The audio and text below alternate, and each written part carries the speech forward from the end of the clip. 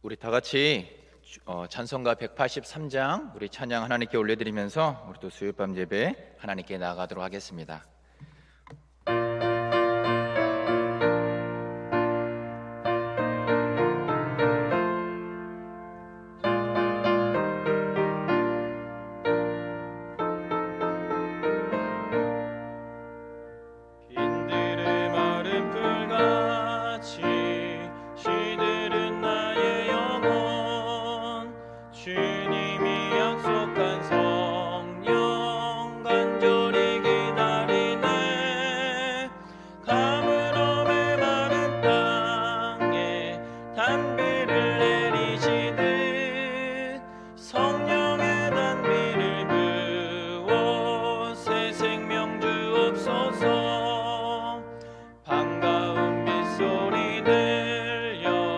산천이 춤을 추네. 봄비로 내리는 성령 내게도 주옵소서. 가물어 메마른 땅에 단비를 내리시듯 성령의 단비를 부어 새 생명 주옵소서. 절 따라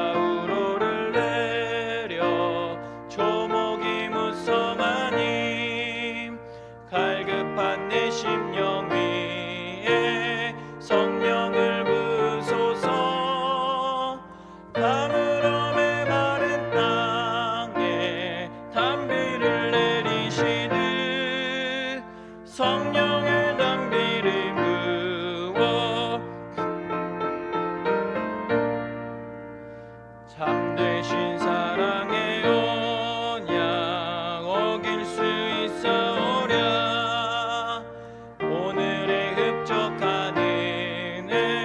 주실 줄 믿습니다.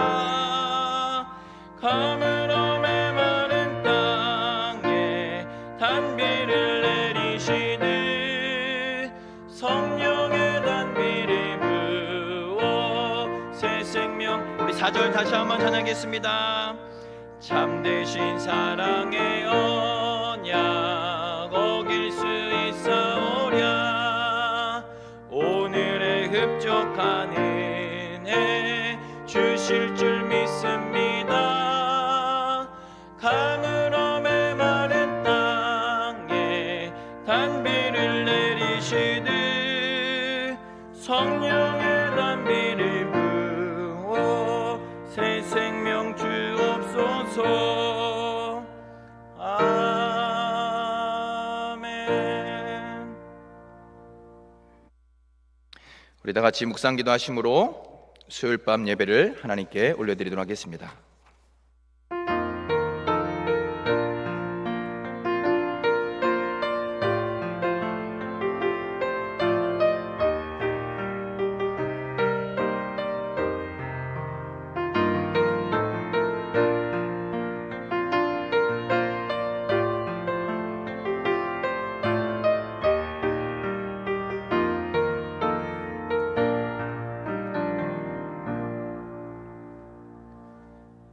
오라 우리가 여호와께로 돌아가자. 여호와께서 우리를 찢으셨으나 도로 낫게 하실 것이요 우리를 치셨으나 싸매어 주실 것임이라. 사랑과 은혜가 풍성하신 하나님, 오늘도 갈급한 심령들이 주님을 찾고 주님의 은혜를 사모하여 주님의 보좌 앞에 나아갑니다. 목마른 사슴이 시냇물을 찾기에 갈급함같이 우리의 심령과 우리의 영혼이 주님을 찾고 주님을 사모하며 주님을 간절히 바라오니 하나님, 이 예배 가운데 우리에게 풍성한 은혜를 허락하여 주시고 우리 심령의 갈급함을 하나님의 성령으로 충만하게 채워 주시옵소서. 이 시간도 모든 것을 주께 내어 맡기며 우리 주 예수 그리스도의 이름으로 기도 올려드립니다. 아멘. 우리 다 같이 찬송가 28장 하나님께 찬양 올려드리겠습니다. 찬양 올려드린 후에 권혜경 권사님 우리를 대표해서 하나님께 기도 올려드리겠습니다.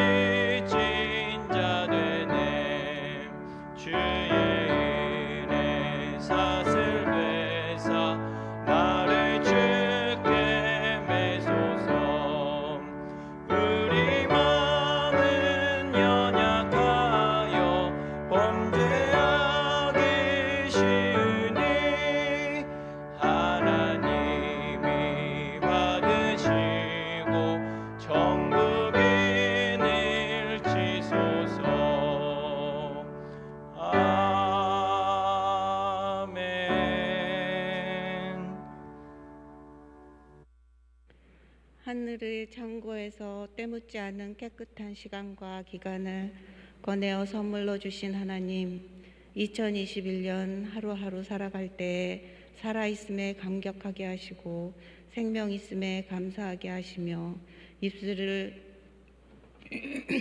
생명 살리는 언어를 담아내게 하시고 손과 발에는 그리스도의 향기가 묻어나게 도와주소서. 자비와 긍휼이 풍성하신 하나님, 새해 들어 처음 맞는 수요 예배에 빛으로 나타내신 우리 주님을 기뻐하며 감사드리며 찬미와 영광을 올려드립니다. 지나온 날들을 생각할 때 부끄럽고 죄송한 것뿐이지만 십자가의 보혈의 복로로 의지하여 참여하는 마음으로 예배를 드립니다. 빛 대신 주님의 모습 속에서 지난날의 흑암이 모두 사라지게 하시고 다시는 어둠에 빠지지 않도록 성령님 인도하여 주옵소서. 생명의 말씀들이 삶의 등불이 되어 주셔서 모든 성도들이 일어나 빛을 발하는 그 말씀을 삶에 적용하며 축복받는 새해가 되게 하여 주옵소서. 범사에 우리 주 예수 그리스도의 이름의 권세로 선포하며 승리케 하여 주옵소서.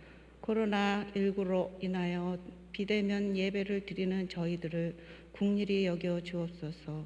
온 천지에 퍼져 있는 코로나19가 속히 물러가게 하셔서 예배의 회복을 주옵소서. 여러 모양으로 고통받는 성도들의 삶의 현장에서 복음의 밝은 빛을 이끄시고 지켜 주옵소서. 주님의 지팡이와 막대기로 안위하시며 모든 일을 주 뜻 안에서 형통케 되는 축복을 주옵소서. 새해 첫 주를 맞이하여 모든 기관들이 새롭게 출발합니다. 직분 맡은 일꾼 한 사람 한 사람에 맡겨진 소명을 충성되이 감당케 하시고 서로서로 인정하고 존중하며 한마음 한뜻으로 원동교회의 영적 부흥이 일어나게 하옵소서. 특별히 원동교회를 위하여 애쓰시는 담임 목사님에게는 지혜를 베풀어 하나님의 참뜻을 선포할 수 있도록 은혜 내려 주옵소서. 목사님의 가정과 사역 속에 하나님이 함께 하셔서 선한 청지기와 같은 하나님의 종이 되도록 인도하시길 간구드립니다. 교육자분들에게는 성령으로 붙드시어 강건케 하여 주옵소서. 교회 각 기관과 교회 학교 찬양대로 봉사하고 헌신하는 종들에게 은혜의 은혜를, 지혜의 지혜를, 복의 복을 더하여 주옵소서. 오늘도 선포되는 주님의 말씀을 받습니다. 삶 속에서 열매 맺는 능력의 말씀을 임하게 하여 주옵소서. 모든 영광과 찬양을 주님께 돌리며 새해를 허락하신 예수 그리스도의 존귀하신 이름으로 기도드립니다. 아멘.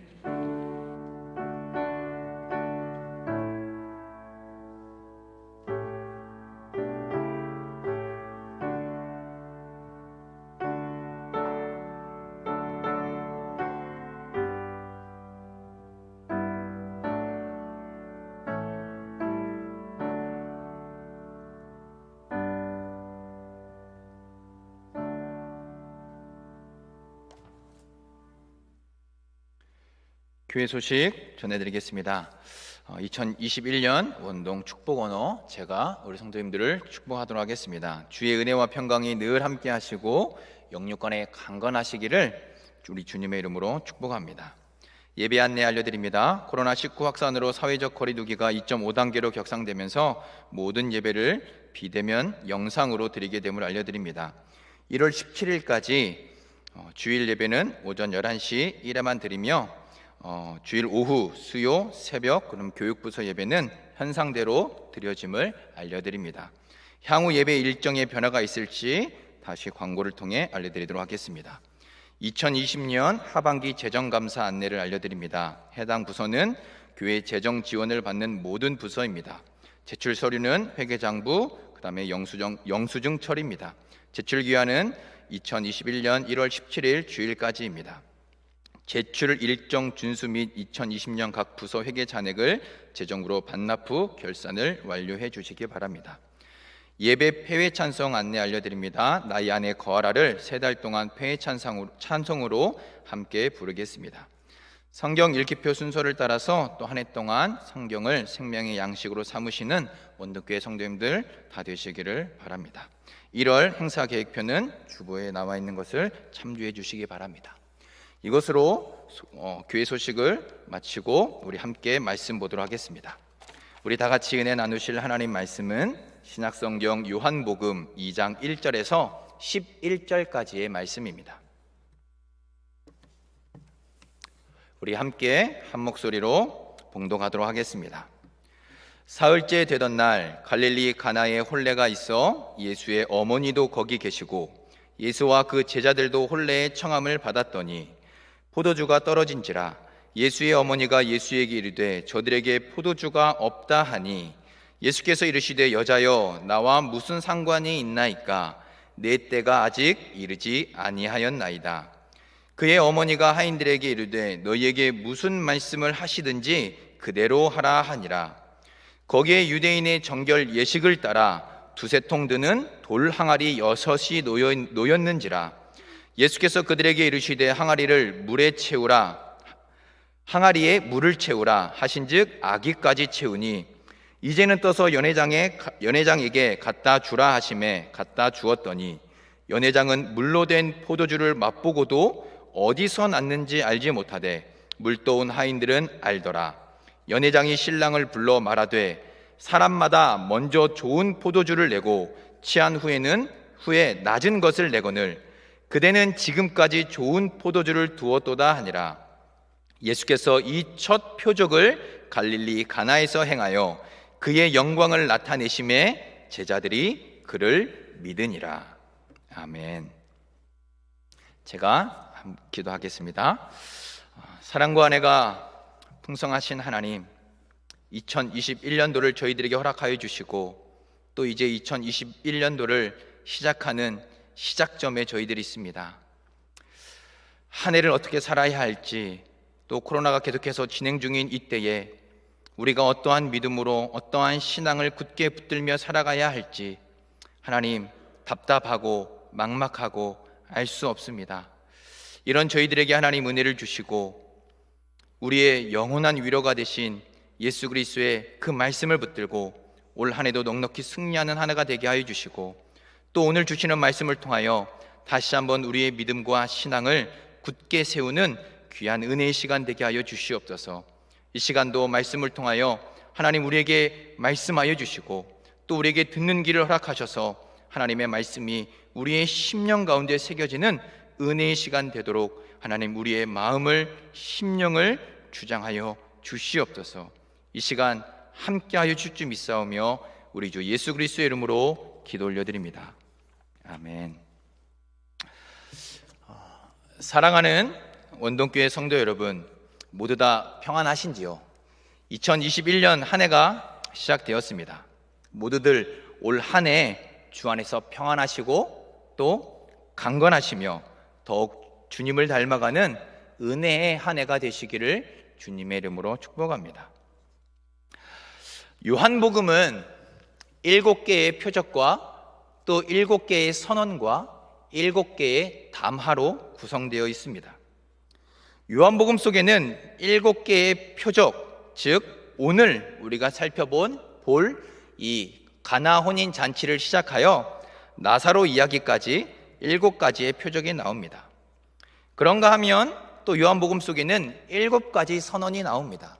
예수님께서 나는 생명의 떡이다 또는 나는 세상의 빛이다 라고 선언하신 나는 뭐뭐다 라고 말씀하신 선언입니다. 그리고 요한복음 속에는 7가지 담화가 나오는 것을 보게 됩니다.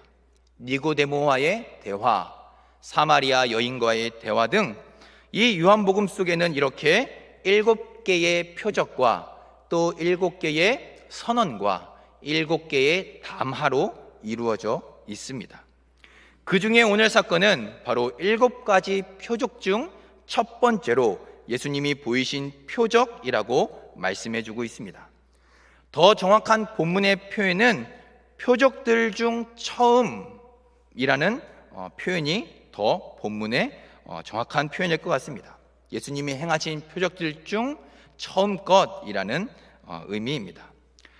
그렇다면 여기서 왜 사도 요한은 처음이라는 단어를 쓰고 있는 것일까? 이런 질문을 해볼 수 있을 것 같습니다. 과연 이 표적, 갈릴리 가나 혼례가 있었던 이 가나 혼인 잔치의 표적이 과연 예수님이 행하신 공생의 기간에 행하신 가장 첫 번째로 오는 표적인가? 라는 질문입니다. 왜 사도 요한은 예수님이 보이신 많은 표적들 가운데 처음이라는 것을 바로 이 본문 속에서, 오늘 본문 속에서 언급하고 있을까라는 질문입니다. 공관복음, 그러니까 마태복음, 마가복음, 누가복음 속에는 이 가나 혼인잔치 사건이 나오지 않습니다. 오직 요한복음 속에서만 이 사건이 나오고 있습니다. 이렇게 공관복음 그 어디에서도, 마태, 마가, 누가 그 어디에서도 발견할 수 없는 이 사건을 왜 요한은 여기서 언급하고 있으며 또 이 표적이 예수님이 행하신 첫 번째 표적이라고 말하고 있는 것일까요? 그렇다면 왜 유독 요한만 이 사건을 처음 표적이라고 언급하고 있는가? 이런 질문을 해볼 수 있다는 것입니다. 요한복음 안에서도 이 사건이 과연 첫 번째 사건인가? 라고 생각해 본다면 그것조차도 의문입니다. 요한복음 안에서도 여러 가지 사건들 중에 이 사건이, 가나 혼인 잔치 사건이 첫 번째 사건, 표적 사건이라고 보기는 어렵다는 것입니다. 그럼에도 불구하고 사도 요한이 이 사건을 첫 번째 표적으로 언급하고 있는 이유는 무엇일까요? 사도 요한은 가나 혼인 잔치를 예수님의 사역을 설명하는 데 있어서 가장 중요하고 또 효과적이며 대표적인 표적으로 여기고 있었다는 것입니다. 예수님이 어떤 분이시고 또 예수님이 이 땅에서 어떤 일을 행하셨는지를 보여주는 가장 효과적이고 중요한 표적 가운데 하나가 바로 물을 포도주로 변화시킨 사건이라는 것입니다. 이것은 바로 이 처음이라는 단어는, 그러니까 요한이 사용하고 있는 이 처음이라는 단어는 바로 순서상 예수님이 공생의 기간 동안 가졌던 많은 일들을 행하셨던 표적들 가운데 순서상 가장 먼저 나오는 처음이라는 어떤 그 의미로서의 처음이라는 단어를 사용하고 있는 것이 아니라는 겁니다. 처음이라는 단어가 보여주는 것은 바로 순서상의 처음이 아니라 많은 표적들 가운데 중요성의 의미로 처음이라는 단어를 사도 요한이 사용하고 있다는 겁니다. 즉 순서상의 처음, 예수님께서 행하신 그 많은 표적들 가운데 가장 먼저 행하신 순서상의 처음이 아니라 바로 그 많은 표적들 가운데 중요성을 가지는 그런 표적들 가운데 처음이라는 단어를 사용하고 있다는 것입니다. 이러한 사실을 중심으로 이 사건을 본다면 이 사건은 분명히 무엇인가 사도 요한이 의도와 목적을 가지고 바로 이 사건을 언급하고 있다는 것입니다. 마태와 마가와 누가에는 없는 이 사건을 사도 요한이 어떠한 의도와 목적을 가지고 이곳에 요한복음 속에서 그것도 가장 처음이라고 하는 중요성의 의미를 가진 표적으로 그렇게 언급하고 있다는 사실입니다. 또한 이 사건이 무언가를 나타내는 또 무언가를 보여주기 위한 의도와 목적이 있다는 것을 잘 보여주는 것이 바로 표적이라는 단어입니다. 이 표적이라는 단어는 쉽게 이해하면 표지판이라고 이해하면 좋으실 것 같습니다. 표지판이 무엇인가요? 무언가를 가리키는 것, 무언가를 나타내고 싶을 때, 무언가를 가리키고 싶을 때 보여주는 것이 표지판입니다. 이 표적이라는 단어의 의미는 바로 이 표지판과 같이 이 기적의 사건이, 이 놀라운 어떤 기적의 사건이 무언가를 보여주고 또 무언가를 가리키며 무언가를 나타내기 위해서 언급하고 있는 사건이라는 사실입니다. 그러므로 가나 혼인잔치의 표적은 단순히 기적적인 일, 예수님이 보이신 그 놀라운 일의 핵심이 있는 것이 아니라 이 놀라운 일을 통해서 무언가를 보여주기 위한, 무언가를 나타내주기 위한 의도와 목적이 담겨 있다는 것입니다. 영적인 무언가를 설명해 주기 위하여 가장 중요한 의미에서의 첫 번째 표적이라고 언급하며 다른 복음서에는 없는 바로 가나 혼인잔치의 사건을 바로 이 요한복음 2장에서 언급하고 있다는 사실입니다.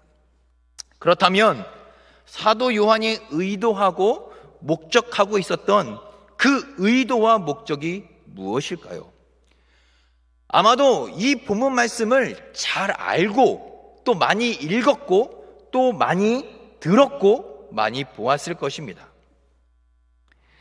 여러분들이 많이 보았고 읽었고 들었던 것처럼 이 본문 속에서 우리가 알고 있었던 하인들의 순종, 예수님의 말씀에 절대적으로 순종한 하인들의 그 순종을 보여주기 위해서, 이야기해 주기 위해서 그러한 어떤 그 하인들의 순종의 믿음을 보여주기 위한 의도와 목적으로 이 본문을 여기서 언급하고 있는 것일까요?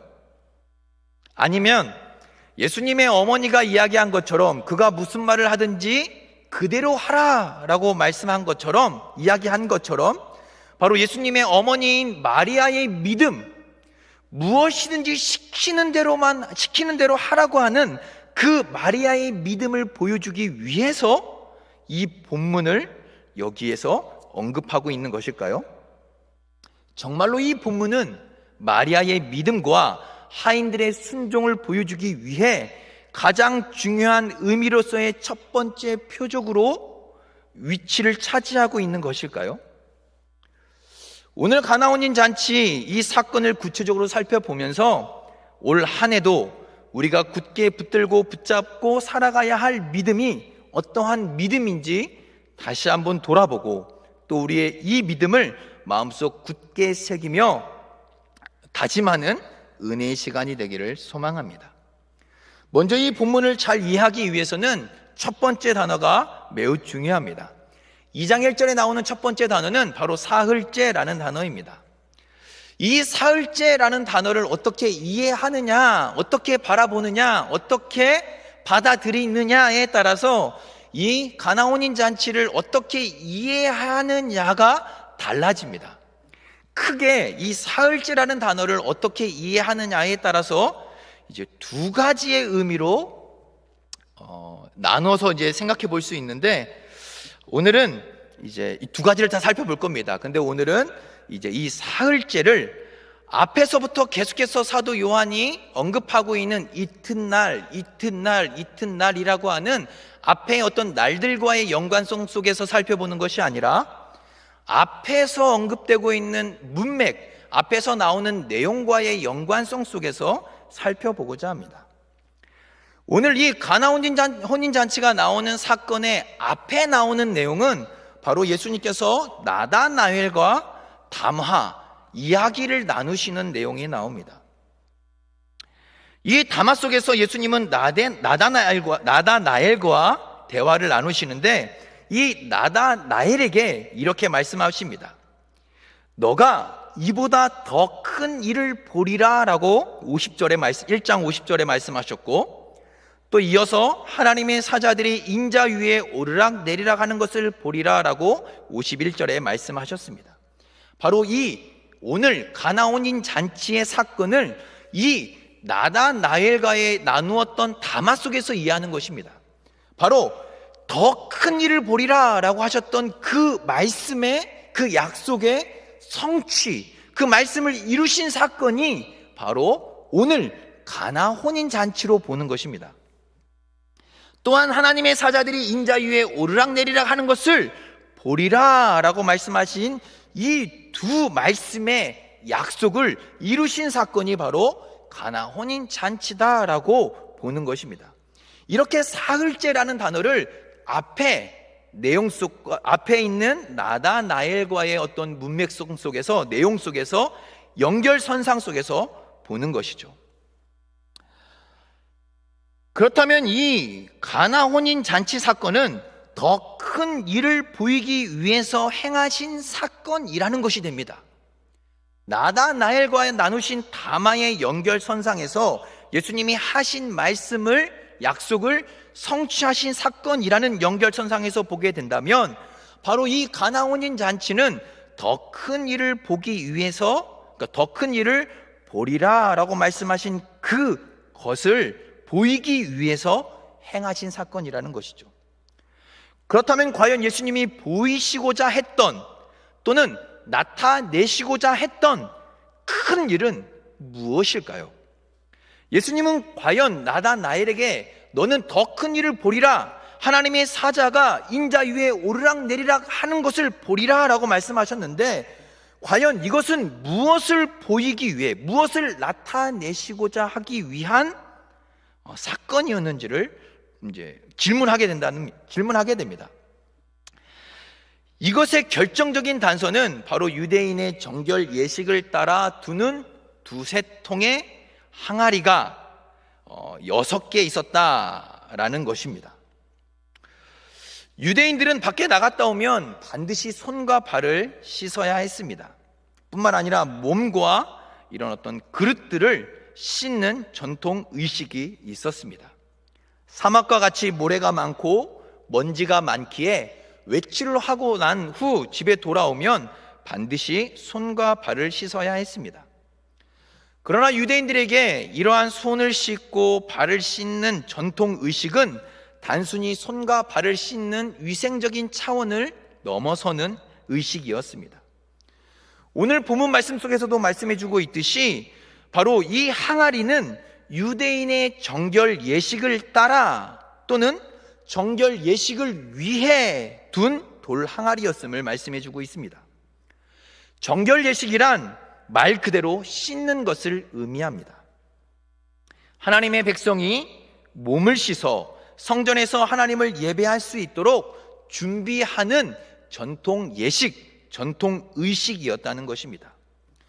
이렇게 유대인들에게는 손을 씻고 발을 씻는 것은 단순히 위생적인 차원을 넘어서서 엄격한 율법 의식이었습니다.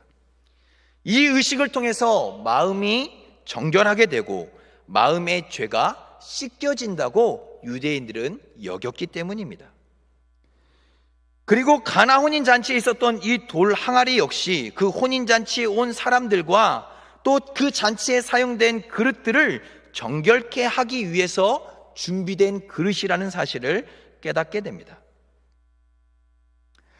여기서 중요한 것은 바로 예수님께서 그 돌 항아리를 향하여 물을 가득 채우라, 아구까지 채우라 라고 하신 말씀 속에 있습니다. 여기서 가득 채우라 라고 하신 이 말씀은 바로 그 돌 항아리에 물이 비어 있었음을 의미해 주는 단어입니다. 즉, 그 정결 의식을 행하는 돌 항아리의 물이 다 써서 비어 있었다는 것을 의미해 주고 있는 것입니다. 이것이 보여주는 바가 무엇입니까? 이것이 보여주는 의미가 무엇입니까? 그 잔치에 참여한 사람들이 얼마나 율법 정결 의식을 중요하게 여겼는지를 보여주고 있다는 것입니다. 이 하나의 돌 항아리는 약 500에서 750리터의 물이 담기는 돌 항아리였다고 그렇게 학자들은 추측합니다. 그렇게 한 약 750리터의 물이 담기는 돌 항아리가 6개가 있었는데 그 돌 항아리 6개가 다 써서 비어질 만큼 그렇게 그 가나 혼인잔치에 참여한 사람들은 이 율법적 의식, 율법적 정결 의식을 매우 매우 중요하게 여겼던 사람들임을 보여주고 있는 것입니다. 그들이 얼마나 이 율법 정결 의식을 중요하게 여겼는지 알려주고 있는 것입니다. 또한 유대인들에게는 이 숫자의 의미가 매우 중요합니다. 여러분들 혹시 7 하면 무엇이 생각나십니까? 성경 속에서 7 하면 혹시 생각나시는 사건이나 이야기가 있으신지 모르겠습니다. 유대인들에게는 이 각 숫자마다 의미하는 의미가 있는데, 이 7은 완전하고 완벽한 수를 나타내는 것이 7입니다. 왜냐하면 이 7은 바로 창조 때의 모습을 그려지게 하기 때문입니다. 예수님께서 바로 이 세상을 창조하실 때에 바로 7일 날 모든 창조를 완벽하게 또 완전하게 창조하시고 안식하셨기 때문입니다. 하나님께서는 모든 창조를 6이 아닌 7일에 완성하셨습니다. 그래서 이 7이라는 숫자는 유대인들에게 매우 중요합니다.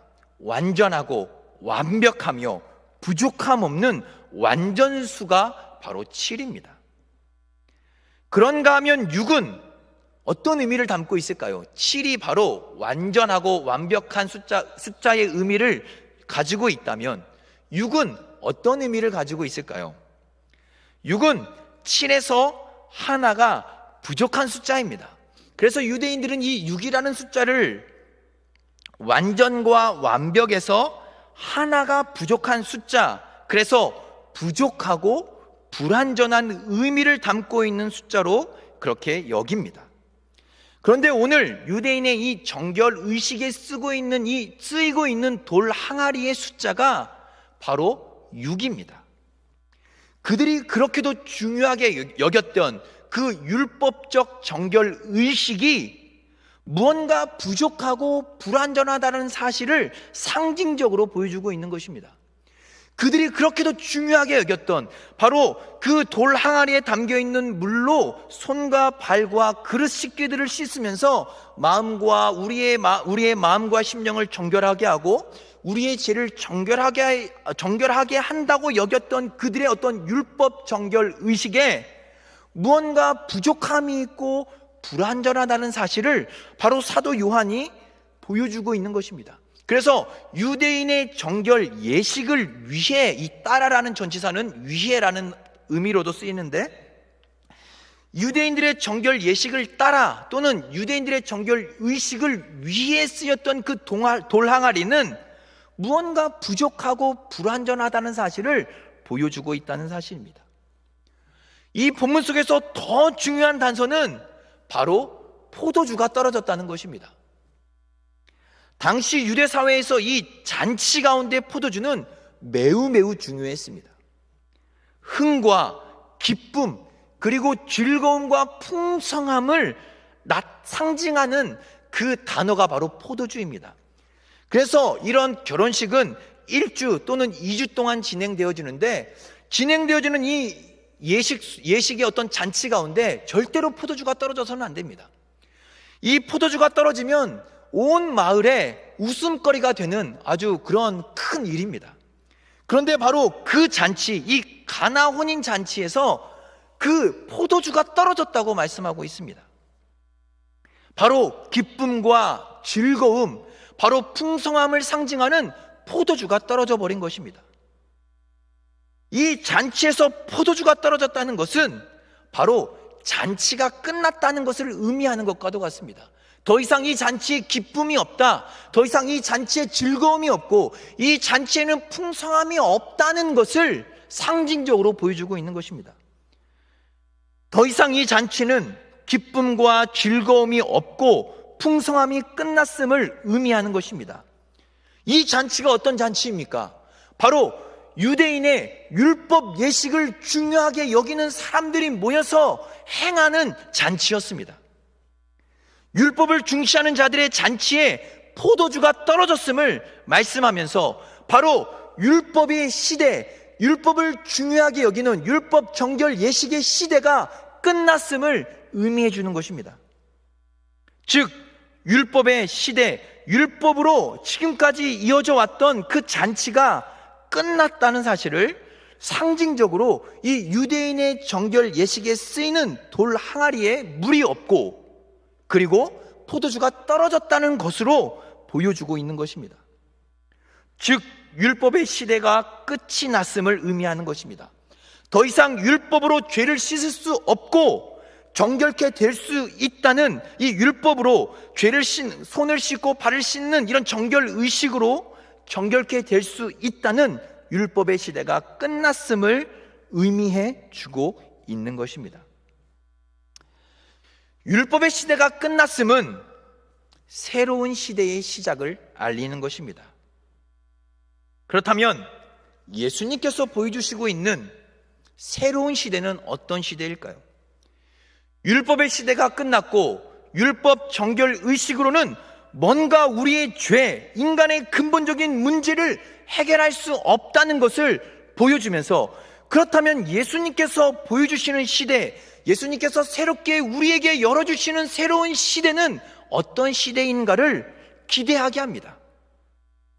유대인의 정결 예식을 따라 사용하는 돌 항아리의 물이 끝이 났고, 이렇게 정결 예식을 중요하게 여기는 유대인들의 이 잔치의 포도주가 떨어졌는데, 율법의 시대가 끝이 났는데, 그러면 예수님께서 열어주시는 새로운 시대, 새 시대는 어떤 시대인가를 기대하게 된다는 것입니다.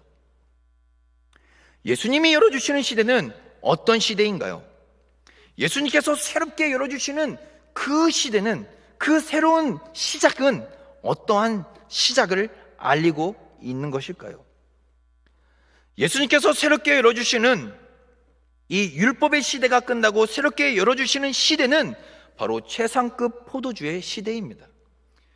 바로 이전과는 비교할 수 없는, 물과는 완전히 다른 새로운 시대를 열어주고 있다는 것입니다. 돌 항아리에 물을 가득 채운 하인들을 향해 예수님은 연회장에 갖다 주라고 말씀하십니다.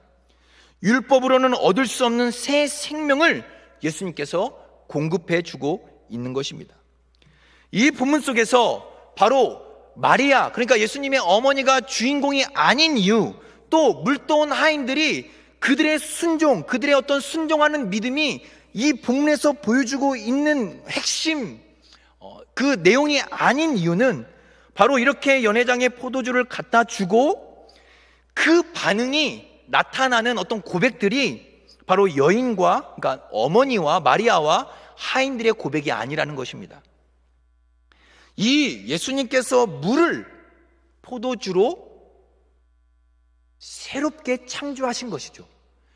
물에다가 무언가를 타서 포도주로 무언가 조금 더 변화시키신 것이 아니라 완전히 새로운 것으로의 창조를 하신 것입니다. 예수님께서 새롭게 열어주시는 시대는 이렇게 새로운 창조를 의미하고 있는 것이죠. 이 포도주를 맛본 그 연회석에 참석한 사람들이 고백을 합니다. 아니, 대부분의 사람들은 먼저 좋은 포도주를 내고 취한 후에 낮은 것을 내거든 그대는 지금까지 좋은 포도주를 두었다가 왜 이제 내놓느냐는 겁니다. 좋은 포도주를.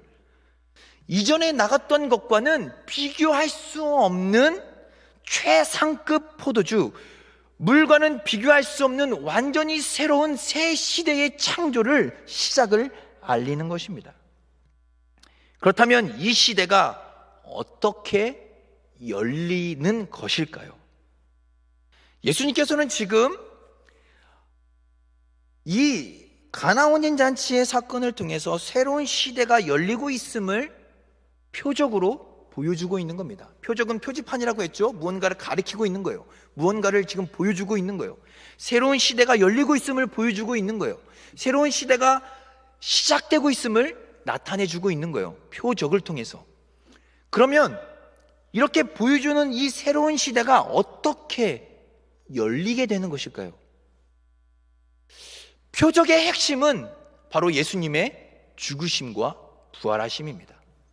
즉, 이 가나온인 잔치, 이 첫 번째 표적의 핵심은 바로 무엇을 가리키는 것인가 라고 한다면 바로 예수님의 십자가를 가리키고 있는 것입니다. 그래서 보면 여인이여 내 때가 아직 이르지 아니하였나이다 라고 어머니에게 그렇게 말하는 예수님의 모습을 보게 됩니다. 이때, 때가 무엇입니까? 요한복음 뿐만 아니라 사복음서에서 때라는 단어가 많이 나오는데, 특히 예수님께서 내 때가 아직 이르지 아니하였다라는 이런 말씀들이 많이 나오는데, 이 때는 간단하게 말하면 십자가를 가리키는 것입니다. 내가 영광 받을 때, 내가 정말로 영광을 받을 그때는 십자가, 십자가 때에 내가 영광을 받을 것이다 라고 바로 십자가를 가리키는 것입니다. 이 첫 표적도 바로 가리키고 있는 그것이 바로 예수 그리스도의 십자가라는 것입니다. 그렇다면 예수님께서 열고자 하시는 그 새로운 시대, 이 율법이 아니라 바로 새로운 시대, 인간의 어떤 근본적인 죄의 문제를 해결할 수 있는 새로운 시대는 어떻게 열리는가라고 했을 때에 바로 이 십자가 사건을 통해서 예수님께서 우리에게 주시는 새로운 시대가 열리게 됨을 보여주고 있다는 사실입니다. 가리키고 있다는 사실입니다. 십자가가 무엇입니까? 인간의 근본적인 죄의 문제를 하나님이신 예수님이 자신의 몸을 던져 자신의 몸을 찢으심으로 그 피로 우리의 모든 죄를 사하신 사건입니다. 우리 인간의 근본적인 문제가 무엇입니까? 돈이 없어서, 입을 것이 없어서, 먹을 것이 없어서 우리 인간의 어떤 근본적인 문제가 거기에 있는 것입니까? 성공을 이루지 못해서, 높은 자리에 올라가지 못해서, 이 세상의 인기와 명예를 누리지 못해서 우리가 이렇게 고난 가운데, 힘든 가운데, 고통 가운데 있는 것입니까? 과연 인간의 근본적인 문제가 잘 먹지 못해서, 잘 입지 못해서, 많은 것을 가지지 못해서, 많은 성공을 이루지 못해서, 많은 성취를 이루지 못해서 나타나는 문제들인가요? 인간의 근본적인 문제는 바로 죄의 문제입니다. 하나님같이 되고자 했던 그 근본적인 죄의 문제가 바로 인간의 본질적인 문제라는 사실입니다. 예수님께서 이 갈릴리 가나 혼인 잔치를 통해서 보여주시고자 했던 것, 나타내 주시고자 했던 그 큰 일은 바로 인간의 근본적인 문제를 해결해 주는 새 시대가 열렸다는 것을 보여주고 있는 것입니다. 나다나엘아, 너가 이전보다 더 큰 일을 보리라. 그것이 무엇입니까? 십자가 사건입니다. 십자가 사건을 통해서 바로 인간의 근본적인 문제를 해결해 주시는 그 큰 일을 너가 볼 것이다. 바로 이 십자가를 통해서 하늘과 땅이 연결되는 새로운 시대를 너가 맞이하게 될 거고, 너가 보게 될 거고, 너가 경험하게 될 것이라는 사실을 보여주고 있는 것입니다. 즉 예수님께서 나다나엘을 향하여 너가 큰 일, 정말 내가 너에게 말한 것보다도 더 큰 일을 보이겠다고 말씀하신 것은 십자가에서 자기의 몸을 던져 자기의 몸을 찢으심으로 인하여 하늘과 땅을 잇는 새로운 시대, 바로 인간의 이 근본적인 죄의 문제를 해결해 주시는 그 놀라운 은혜의 시대가 열리게 될 것을 말씀하고, 또 내가 그것을 성취하기 위하여, 이루기 위하여 이 땅에 오신 하나님의 아들이라는 사실을 보여주고 있는 것입니다. 이렇게 갈릴리 가나 혼인 잔치의 사건은 마리아, 즉 예수님의 어머니의 믿음을 보여주기 위한 사건이 아닙니다. 또한 물떠온 하인들의 순종을 극찬하기 위해서 나타내주고 있는, 언급하고 있는 사건이 아니라는 사실입니다. 갈릴리 가나 혼인 잔치의 사건은 바로 예수님께서 인간의 몸을 입고 이 땅에 오셔서 자기의 몸을 십자가에 던져 우리의 인간의 근본적인 본질적인 죄의 문제를 해결해 주시고, 이제는 누구든지 예수 그리스도를 주라 부르며 믿기만 하면 언제 어디서나 아버지께 나아갈 수 있는, 즉 하늘과 땅을 잇는 십자가의 사건, 바로 구원의 사건, 구원의 새 시대의 문을 열어주시고 있는 그것을 보여주기 위하여, 나타내주기 위하여, 가리키기 위하여 보여주고 있는 사건이라는 사실입니다. 마지막으로 11절을 보시겠습니다. 11절 말씀을 보시면 이렇게 말씀합니다. 예수께서 이 첫 표적을 갈릴리 가나에서 행하여 그의 영광을 나타내심에 제자들이 그를 믿으니라. 예수님께서 이 첫 표적을 갈릴리 가나에서 행하심으로 자신의 영광을 나타내셨습니다. 그리고 제자들은 그것을 믿게 되었습니다. 예수님은 행하시고 나타내시고 제자들은 믿게 된 사건이라는 사실입니다. 아까 말씀처럼 이 사건은 바로 제자들을 믿게 하기 위함이며, 또 하나는 새로운 영광의 시대, 구원의 시대, 예수 그리스도가 십자가에서 자신을 내어 던짐으로 이제 하늘과 땅을 잇는 새로운 시대가 열렸음을 가르쳐 주고 있는 것입니다. 즉 자신의 영광을 나타내시며 동시에 제자들을 믿게 하시기 위해서 보여주신 표적이라는 사실입니다. 이것은 요한복음이 쓰여진 목적과도 너무나도 동일하게 나타나는 말씀입니다. 요한복음 20장 26절에서 31절 말씀을 보시면 이것을 잘 보여주고 있습니다. 요한복음이 어떠한 목적을 가지고 쓰여졌는지를 분명하게 말씀해주고 있습니다. 요한복음 20장 26절에서 31절 말씀은 바로 부활하신 주님이 도마를 찾아오시는 사건입니다. 예수님께서는 부활하셔서 제자들을 찾아가셨습니다. 제자들을 친히 만나 주셨고 그들에게 부활하신 주님의 몸을 보여주셨습니다. 그런데 그 자리에 도마가 있지 않았습니다. 그래서 제자들의 말을 믿지 않았죠. 그런데 예수님께서는 그 도마를 다시 찾아오셔서 내 못자국, 내 손에 난 못자국에 손을 넣어보고 창에 찔린 옆구리에 손을 넣어봐라 라고 말씀하십니다. 그리고 도마를 향해 예수님께서 이렇게 말씀하십니다. 믿음 없는 자가 되지 말고 믿는 자가 되라 라고 말씀하십니다. 동시에 예수님께서는 보지 못하고 믿는 자들은 복되다 라고 말씀하셨습니다. 그러면서 사도 요한이 31절에 이러한 말씀을 합니다. 오직 이것을 기록함은 너희로 예수께서 하나님의 아들 그리스도이심을 믿게 하려 함이요 너희로 믿고 그 이름을 힘입어 생명을 얻게 하려 함이라고 말씀해 주고 있습니다. 새로운 시대는 믿음으로 누리는 시대입니다. 새로운 시대는 믿음으로 얻게 되는 시대입니다. 인간의 행위와 인간의 노력과 인간의 성공과 성취로 얻어지는 새 시대가 아니라는 것입니다. 예수님께서 우리에게 열어주신 이 새로운 시대, 구원의 시대는 바로 믿음으로 누리며 믿음으로 얻게 되는 시대라는 사실을 보여주고 있습니다. 사랑하는 성도 여러분, 우리는 새로운 시대를 맞이하고 있습니다. 지난 한 해를 돌아보면 2월부터 시작된 코로나가 12월을 넘어 바로 2021년 현재까지 진행 중에 있습니다. 작년 한 해를 생각해 보면 코로나로 시작해서 코로나로 맞춰진 한 해였습니다. 긴 코로나는 우리의 모든 생활을 변하게 만들었습니다.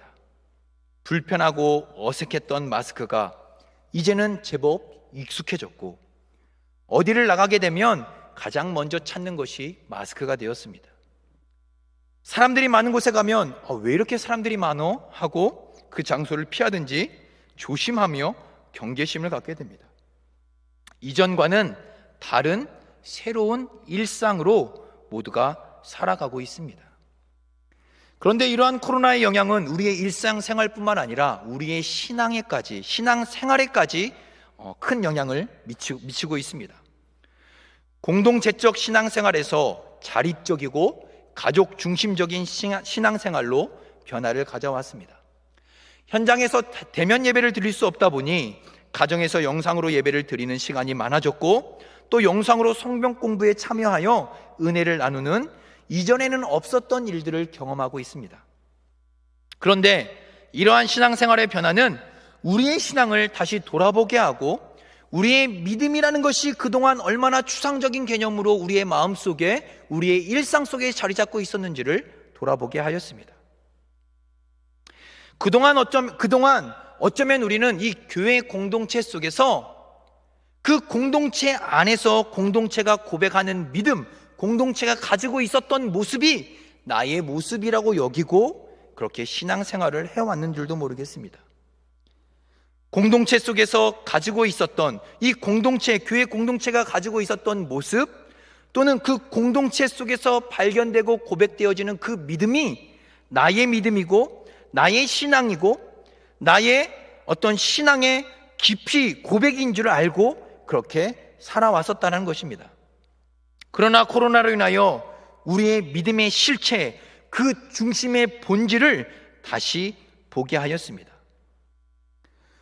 그동안 공동체 속에 가려져서 또는 그 공동체 속에서 포함되어져서 드러나지 않았던 나의 또는 우리 각자의 믿음의 실체가 드러나게 했고, 또 나의 믿음의 본질을 바라보게 했습니다.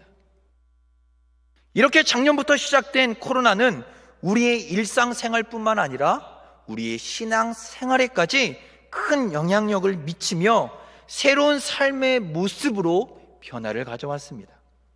우리는 좋든 싫든 새로운 삶을 지금 살아가고 있고, 또한 많은 전문가들도 코로나 이전에 우리의 삶으로 돌아갈 수 없을 것이라고 이야기하고 있습니다. 그렇다면 이러한 새로운 삶에 우리는 어떠한 믿음, 오늘 이 말씀 속에서도 제자들이 그를 믿으니라고 말씀하는데, 이 믿음, 새로운 시대에 우리가 굳건하게 서서 이 세상의 풍파와 흐름 속에 흔들리지 않고 굳게 서 있어야 할 믿음은 어떤 믿음일까를 생각해 보게 됩니다. 믿음이라는 단어는 매우 추상적입니다. 그래서 우리도 어쩌면 이 공동체 속에서 이 믿음이라는 단어를 그냥 추상적으로만 여기며 살아왔었는지도 모르겠습니다. 그러나 조금 더 자립적이고 가족 중심적으로 우리의 신앙생활이 변화된 이때에 우리의 믿음이라는 것이 무엇인지를 조금 더 구체적으로 생각해 볼 필요가 있습니다. 단순히 믿음이라는 것을 머릿속에 생각으로만, 추상적인 개념으로만 갖고 있을 것이 아니라 이 믿음이라는 단어를 우리의 삶의 실제, 좀 더 구체적으로 나타나는 믿음의 실체로 만들어야 된다는 것입니다. 우리의 삶 속에 보여지는 믿음으로, 우리의 삶 속에 나타나는 구체적인 믿음으로 만들고 또 행하며 나아가야 한다는 것이죠. 믿음이란 새로운 시대에, 새로운 구원의 길에 자신을 내어 던지는 것, 쉽게 얘기하면 그렇게 말할 수 있을 것 같습니다. 오늘 이 표적이 바로 예수 그리스도의 십자가를 보여주는 것처럼 우리가 바로 이 새로운 시대에 굳게 붙잡고 굳게 서야 할 믿음은 바로 십자가에 우리의 자신을 내어 던지는 믿음이라는 것입니다. 이 믿음은 자기 자신을 부인하는 믿음이고 자기 자신을 죽이는 믿음입니다. 그동안 우리는 공동체 속에서 우리의 믿음이 감춰진 채로 이 믿음이라는 단어를 너무 추상적으로만 여기고 살아왔습니다. 그러나 이러한 시대 속에, 새로운 시대를 맞이한 우리의 이 시대 속에서 우리는 좀 더 이 믿음이라는 단어를 나 자신을 부인하고 나 자신을 날마다 십자가에 못 박는 믿음으로 여기며 굳게 서서 붙잡고 살아가야 한다는 것입니다. 요한복음 12장 24절 말씀에서도 예수님은 한 알의 밀이 떨어져 땅에 죽어져야 열매를 맺는다고 말씀합니다. 생명의 역사는 죽어짐으로부터 시작되며 또 그 죽어짐은 바로 누군가가 아니라 내가 죽어야 시작된다는 사실을 보여주고 있다는 사실입니다. 사랑하는 성도 여러분, 시간이 지나도, 세월이 변화도, 또 새로운 시대가 우리에게 다가와도 영원히 변하지 않는 한 가지가 있다면 그것은 바로 복음입니다. 예수님께서 우리에게 열어주신 그 복음, 그 구원의 문, 구원의 시대는 절대로 변하지 않는다라는 것입니다. 그렇다면 시간이 지나고 세월이 변하고 우리에게 아무리 이 코로나와 같은 새로운 시대가 다가온다 할지라도 우리가 굳게 붙들고 흔들리지 않으며 서서 나가야 할 믿음은 바로 이 십자가를 바라보는 믿음이고, 이 십자가에 우리 자신을 내어던지는 믿음이며, 이 십자가에 날마다 우리의 자신을 죽이는 믿음입니다. 믿음은 추상적인 것이 아니라 실제입니다. 믿음은 추상적이고 상상의 것이 아니라 우리의 삶 속에 실제적으로 나타나는 실제이며, 매 순간 매일 내 삶에, 나의 인생의 모든 시간들 속에 바로 내가 아닌 예수 그리스도가 나타나고 드러나며 그분을 의지하고 살아가는 믿음을 말씀하고 있는 것입니다. 말씀을 마치겠습니다. 여러분들 혹시 본립도생이라는 말을 아십니까? 본립도생, 기본이 서면 나아갈 길이 생긴다, 살 길이 열린다라는 뜻입니다. 지금 우리가 겪고 있는 이처럼 답답하고 어렵고 힘든 시기에 우리는 더욱 기초를 굳게 세워야 합니다. 무엇보다도 신앙의 기초, 믿음의 기초를 굳게 세워야 합니다. 믿음의 기초가 무엇입니까? 신앙의 기초가 무엇입니까? 간단하게 말씀하면 말씀과 기도입니다. 말씀과 기도 없이는 믿음의 기초를 세워 나갈 수 없습니다. 말씀을 읽지 않는데 예수 그리스도를 안다? 절대로 그런 일은 있을 수 없습니다. 예수님께서는 말씀을 통하여 그 말씀 속에 자신을 계시하셨고 나타내셨고 보이셨기 때문입니다. 기도를 하지 않는데 예수님과의 친밀한 관계 속에서 살아갈 수 있다? 그럴 수 없습니다. 믿음의 기초는 그리 어렵고 복잡한 것이 아닙니다. 매우 간단합니다. 말씀과 기도입니다. 날마다 말씀 속에 우리의 자신을 내어 던지고 이 말씀으로 우리 자신과 우리의 심령을 비추며 우리의 삶의 걸음걸음이 말씀 위에 걸어가기를 날마다 말씀을 통해 우리 자신을 비추는 것입니다. 뿐만 아니라 날마다 하나님과 친밀한 기도의 관계를 통해서 바로 친밀한 관계 속에서 우리를 인도하시는 그 하나님의 인도하심에 순종하며 나아가는 한 걸음 한 걸음이 바로 믿음의 기초와 신앙의 기초를 세우는 길입니다. 본립도생, 기본이 서면, 기초를 세우면 살 길이 열린다는 것입니다. 사랑하는 성도 여러분, 올 한 해 2021년 이 한 해를 말씀과 기도로 굳게 세워나가시는 복된 성도님들의 삶이 되기를 소망합니다. 예수 그리스도께서 자신의 생명으로 이루신 이 놀라운 구원의 새 시대에 바로 믿음으로 그 은혜와 사랑을 누리며 날마다 말씀과 기도로 승리하며 살아가시는 우리 복된 성도님들의 삶이 다 되시기를 우리 주님의 이름으로 축복합니다. 기도하도록 하겠습니다.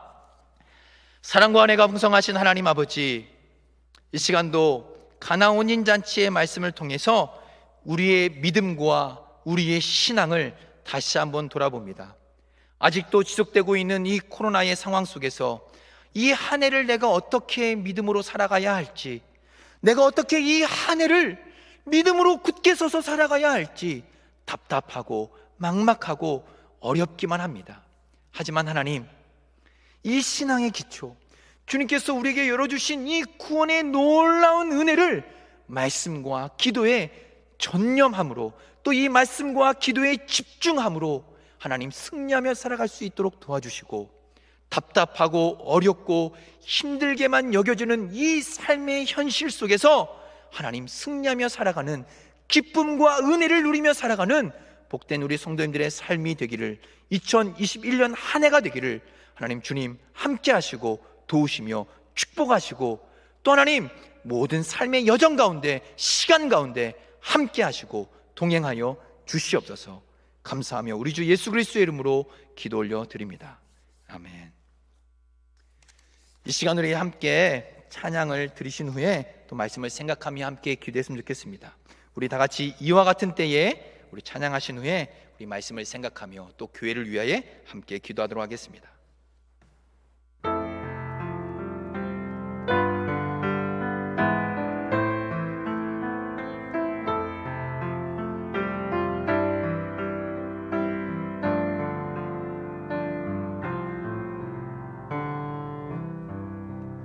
이와 같은 때에 나 노래하네,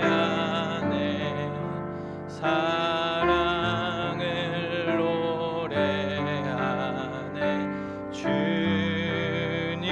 주님께 이와 같은 때에 손 높이 드네, 손 높이 드네. 주님, 이와 같은 때에 난 노래하네, 이와 같은 때에 나 노래하네, 사랑을 노래하네. 주님께 이와 같은 때에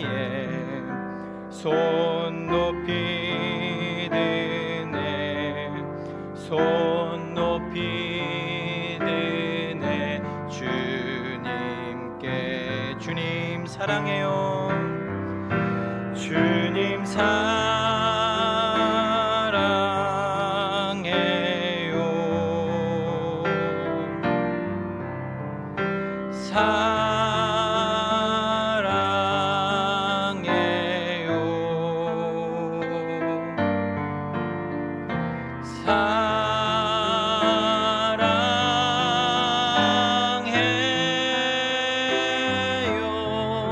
주님 사랑해.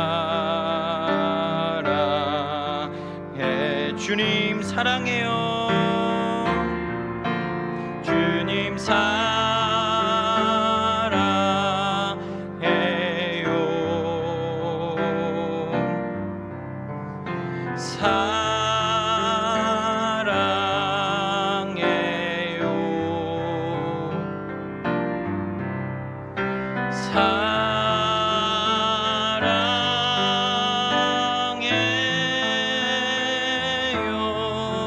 주님 사랑해. 우리 목소리 높여 찬양하겠습니다. 이와 같은 때에 난 노래하네.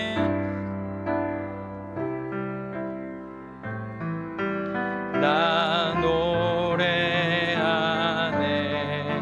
사랑을 노래하네. 주님께 이와 같은 때에 손 높이 드네. 손 높이 드. 우리 다시 한번 찬양할 텐데 우리 한 키 한번 올려서 찬양하도록 하겠습니다. 이와 같은 때에 난 노래하네. 같은 때에 나 노래하네. 사랑을 노래하네. 주님 이와 같은 때에 이와 같은 때에 나 손 높이 드네. 손 높이 드네. 주님께 우리 다 같이 고백하겠습니다. 주님 사랑해요. 주님 사랑해요.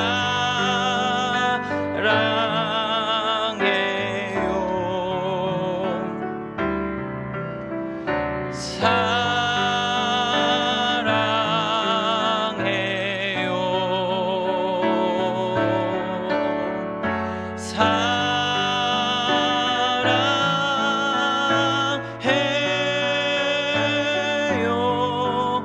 주님 사랑해. 주님 사랑해요. 주님 사랑해요.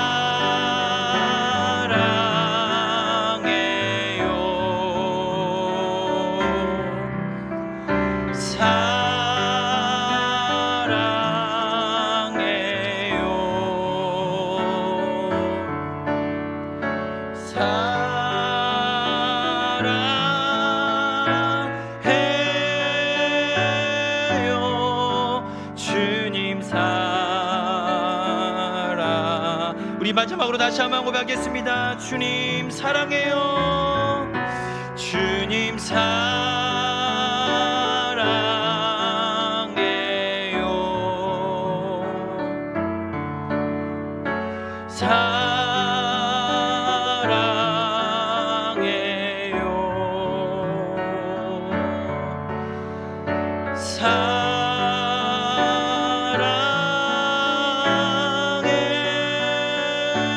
사랑해요. 주님 사랑해요.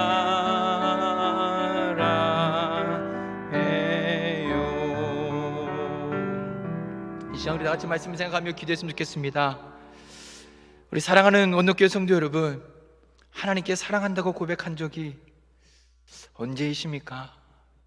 저도 이 말씀을 준비하면서 이 찬양이 너무나도 마음속에 생각났었는데, 과연 내가 하나님께 사랑한다고 진심 어린 고백을 한 적이 언제인가? 저 자신을 돌아보게 되었습니다.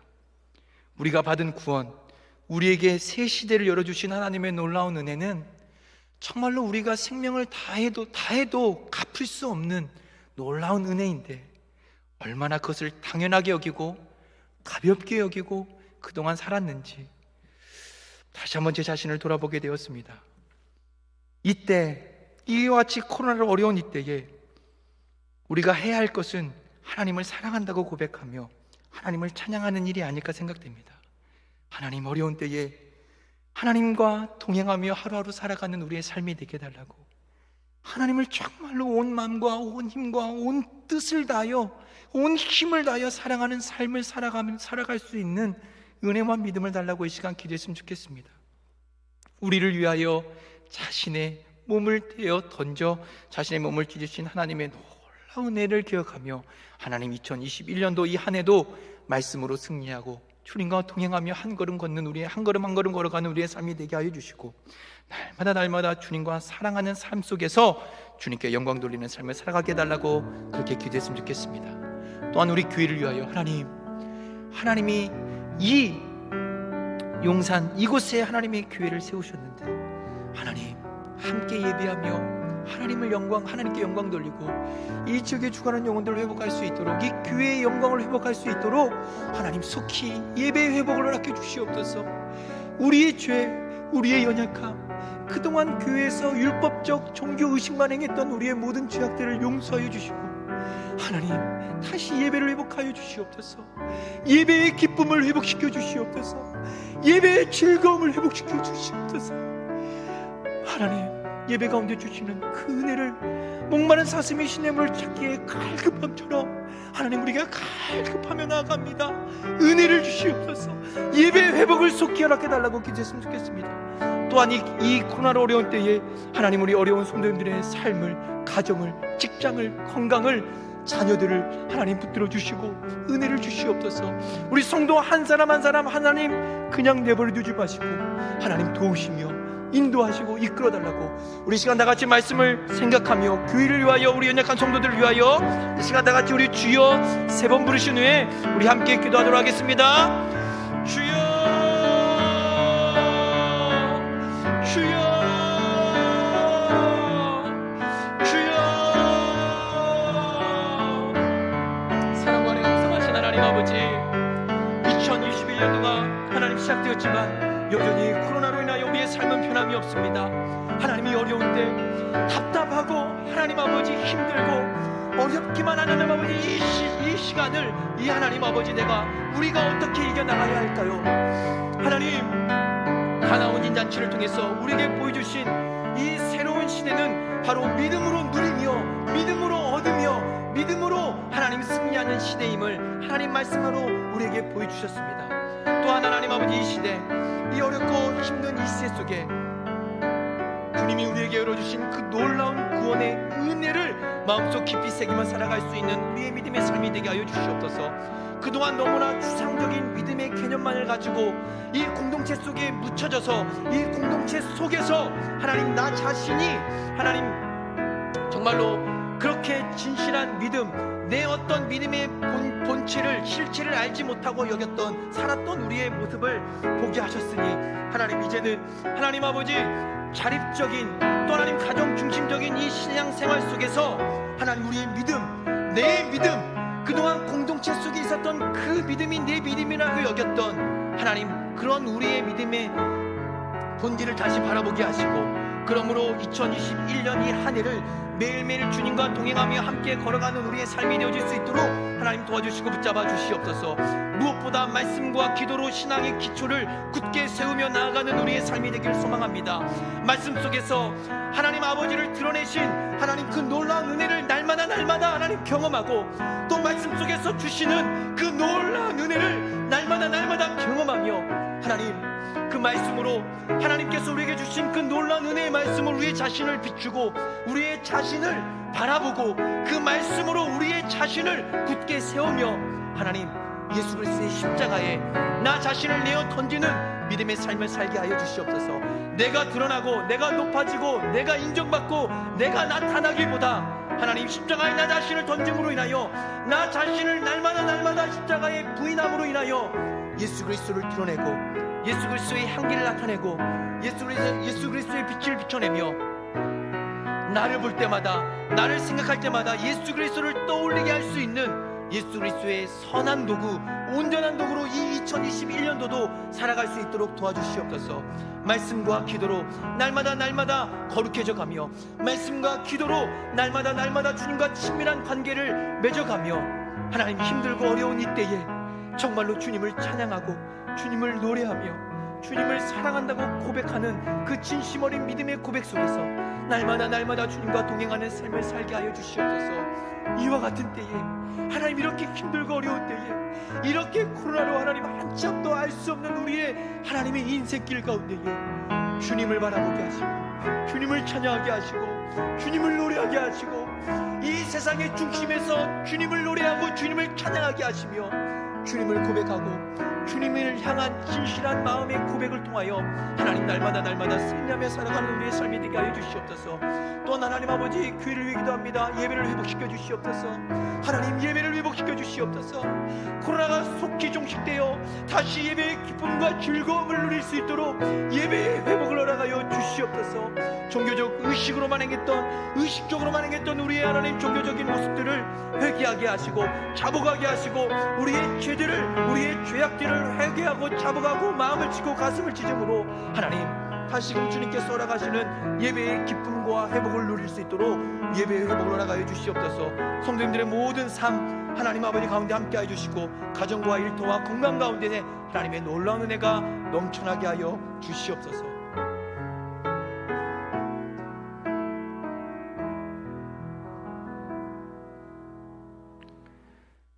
십자가와 부활로 우리에게 새 시대를 여신 그리스도께 우리의 모든 감사와 영광을 돌려드릴 수 있는 우리 원동교회, 그리고 우리 모든 성도님들 올 한 해 우리의 믿음의 여정이 되어지게 하여 주시옵소서.